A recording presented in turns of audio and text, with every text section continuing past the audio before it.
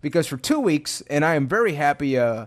Actually, someone may be happy. I wasn't able to talk about this last week. We got part 2 of a Brie Bella, Nikki Bella situation extravaganza, soap opera, what you want to call it, where if you could cringe and cry a little bit, I probably would. Just, are you guys okay?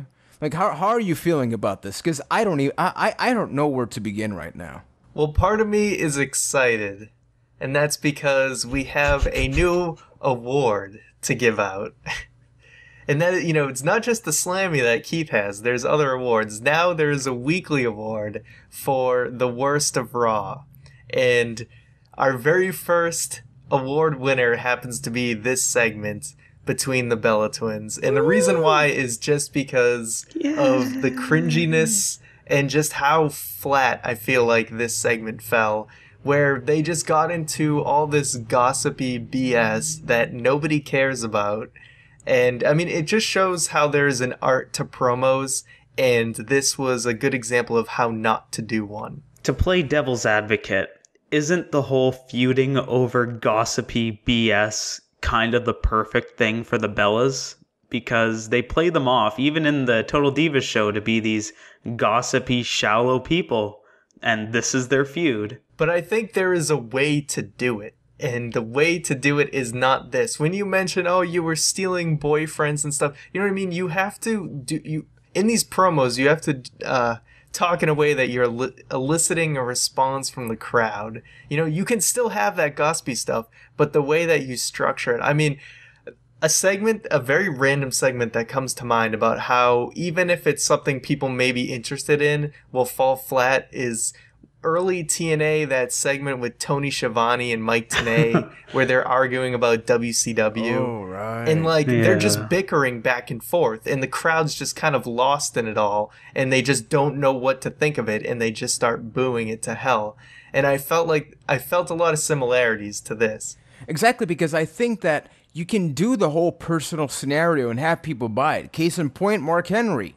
Mark Henry went in the same segment from being the top heel to being the top babyface to then being the top heel again in the same segment. He had people crying. And really, in any other scenario, you put a script to, anybody else, and if they didn't feel it, if they didn't live it, people would have just gone like, dude, shut up, just retire, And I felt that about the Bellas. It just felt like, you know what? I don't care about your story because it feels like you're parroting yourself. It doesn't feel like you're actually giving a crap about your own life. To backtrack a bit, I was just playing devil's advocate. I think it was the worst thing as well. But yeah, I think the difference between that scenario and this one is acting skills, because things like this live and die with that ability. It's not even the acting skills. It's just you can't lose the crowd. If they had sort of, had a little more just, I don't even know.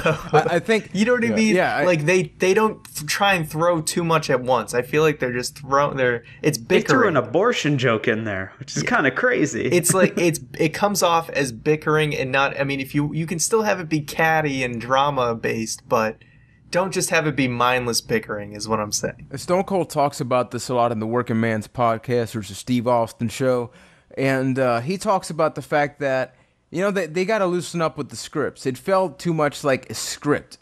Like, if the fans were dancing and fandangoing in the crowd, it felt like the Bellas would have kept doing the exact same thing, word for word, action for action, and it would have not fit. You need to really interact with the crowd. We talk about John Cena so much for all the crap he gets, but if there's one thing that we always have agreed on, when that crowd hates him, he makes them hate him more or try to actually get him to love him.